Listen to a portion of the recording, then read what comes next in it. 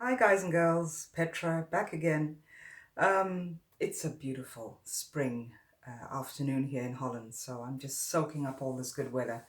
I'm still a tropical kind of gal, so I really enjoy these beautiful warm days. Anyway, welcome back.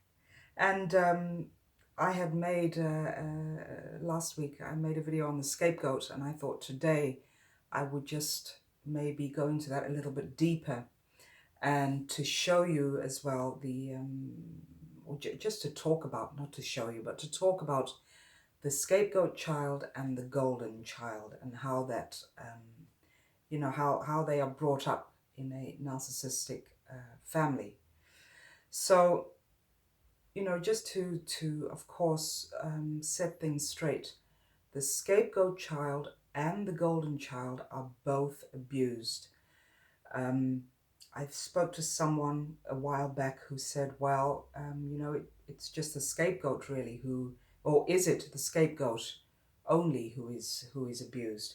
But no, this is, the abuse occurs with both children or with all siblings, whether they are golden child or whether they are the scapegoat. And the narcissistic parent or both parents will subconsciously choose the scapegoat child and the golden child. So the scapegoat, we spoke of that, or I spoke of that in the last video, and that is the child who just cannot do anything right in the eyes of the narcissistic parent or parents. Um, the golden child, or no, just to elaborate a bit more on the scapegoat.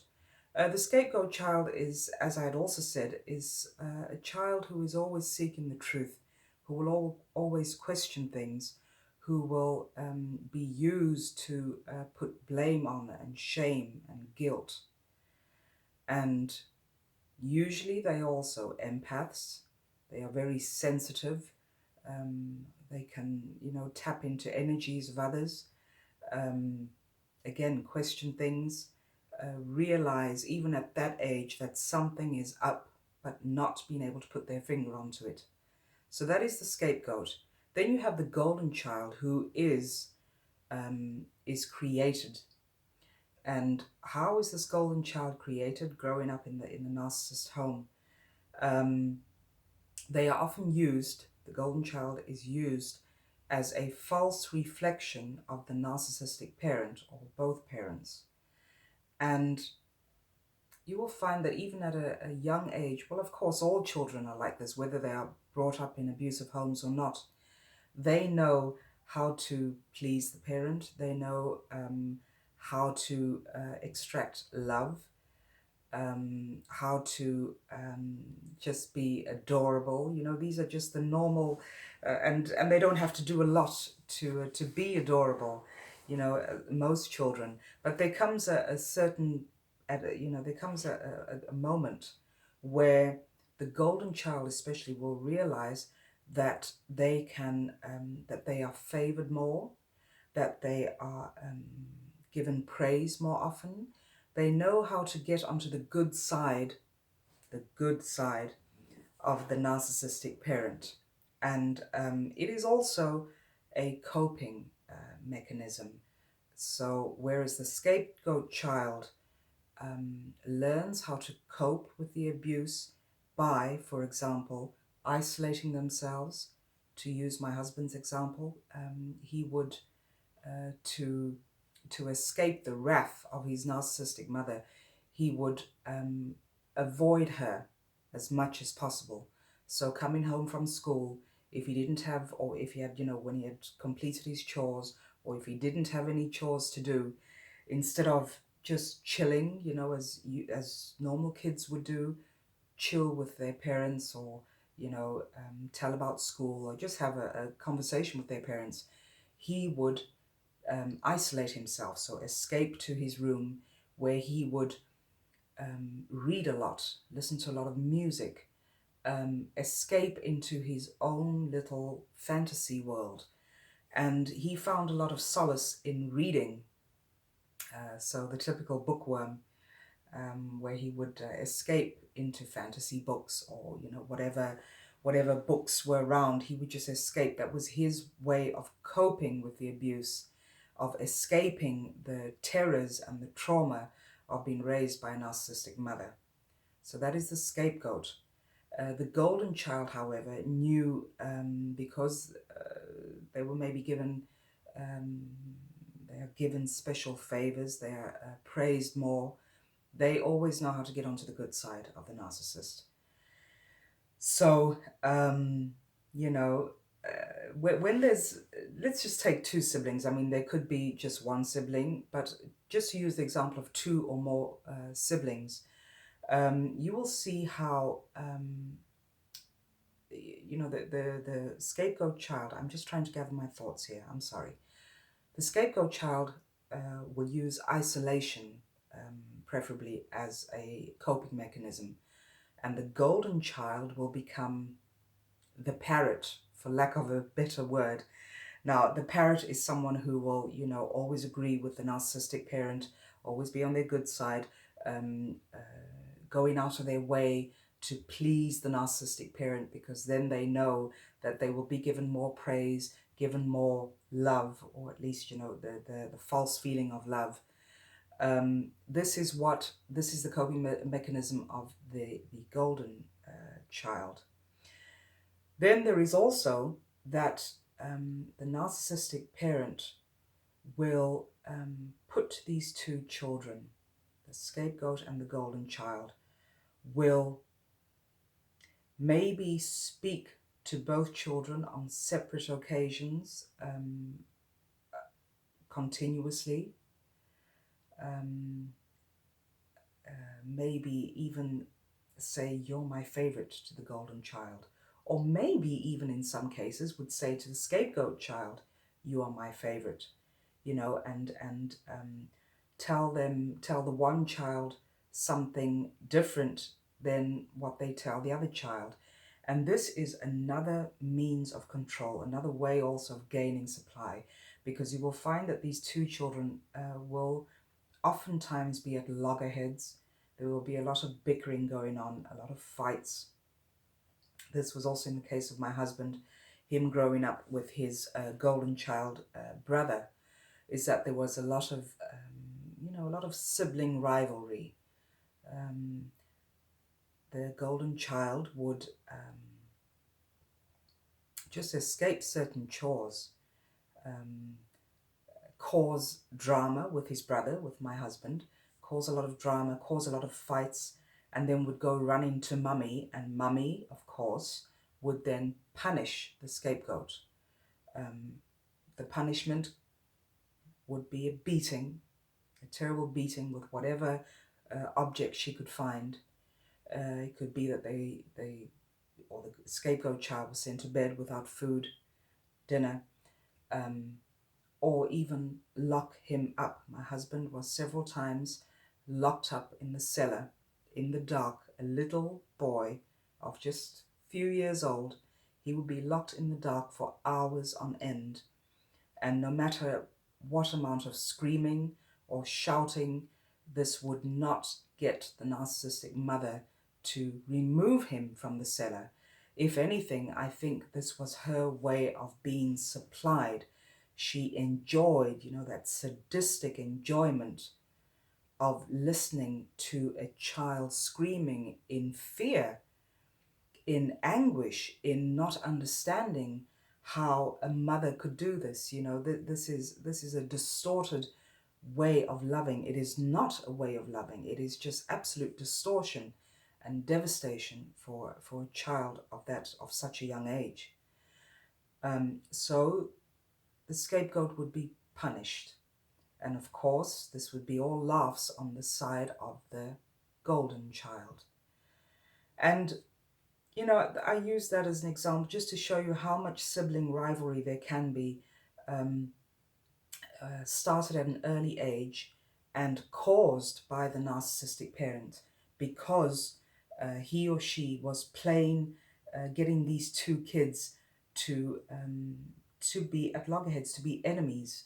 Instead of having that loving feeling of having a brother or a sister growing up with loving siblings, there's a lot of rivalry, Again, this is the triangulation that comes into play by the narcissistic parent.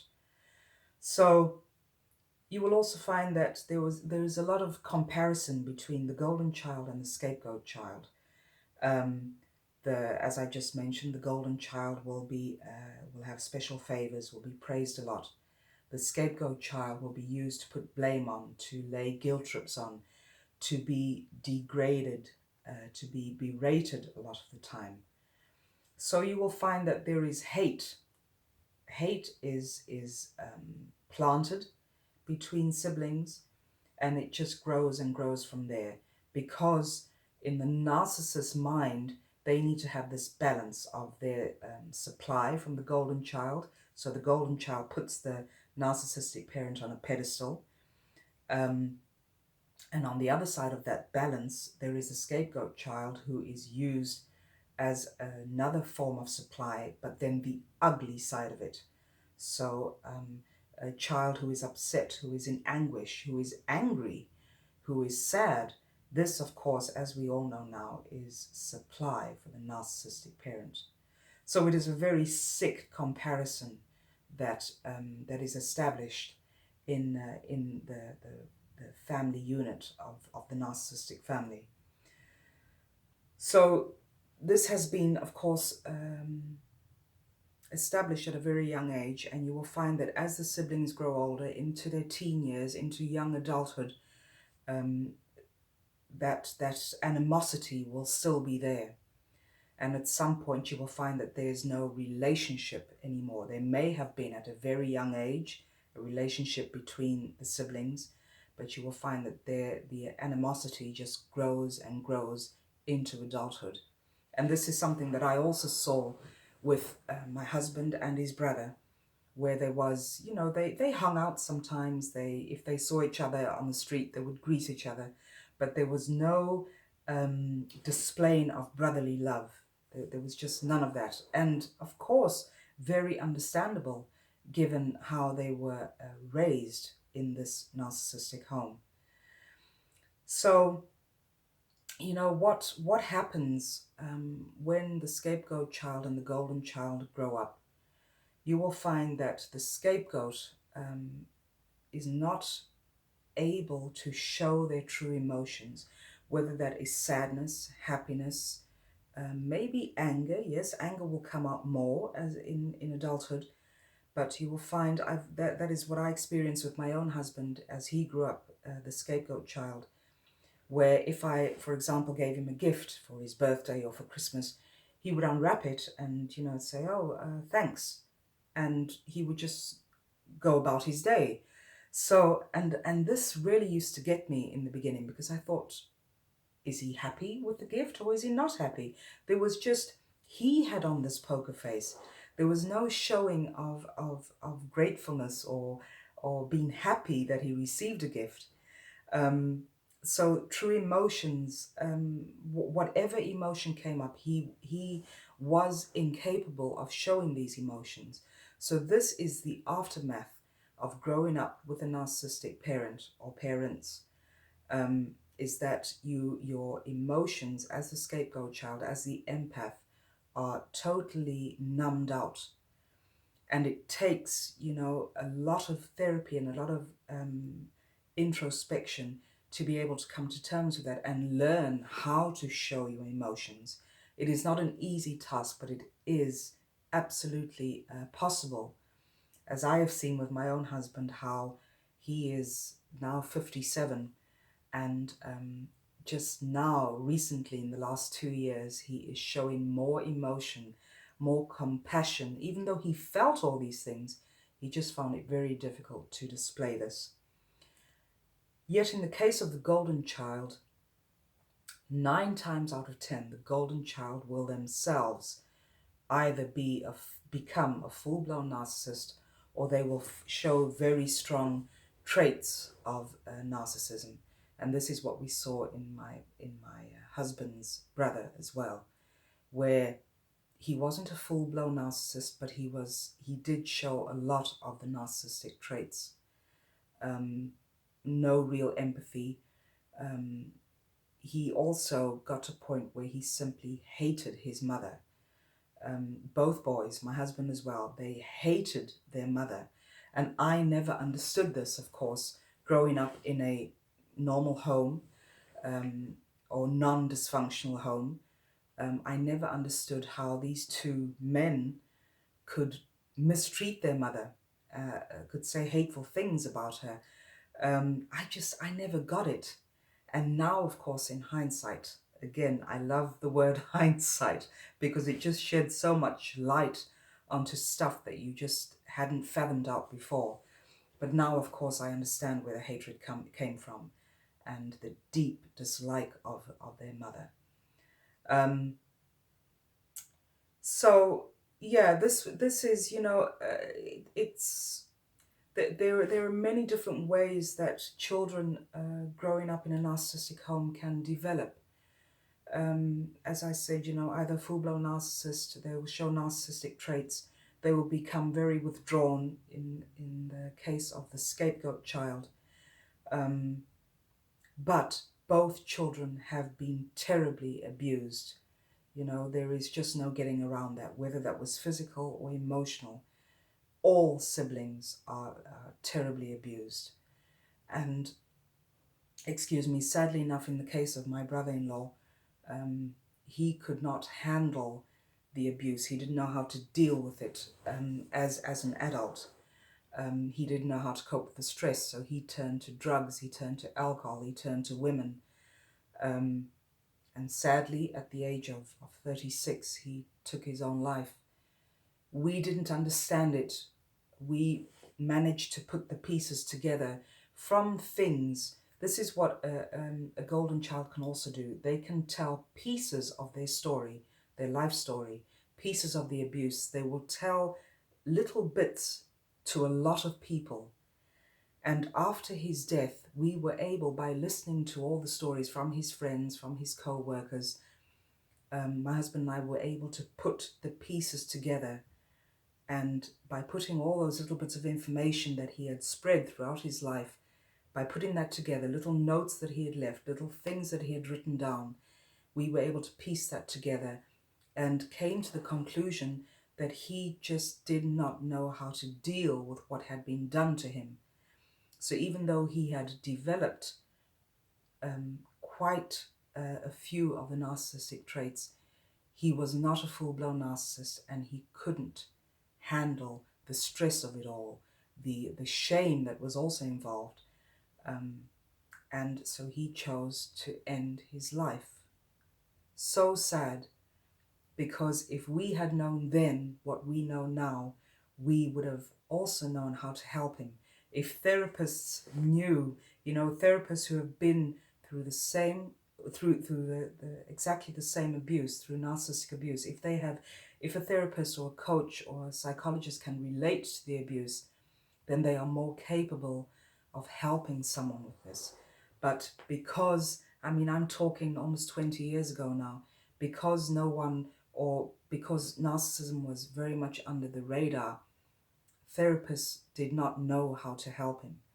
So yes, they said he was depressed, they said he had stress, but didn't give him the tools that he needed, as any survivor of narcissistic abuse needs, to cope in the aftermath of the narcissistic abuse.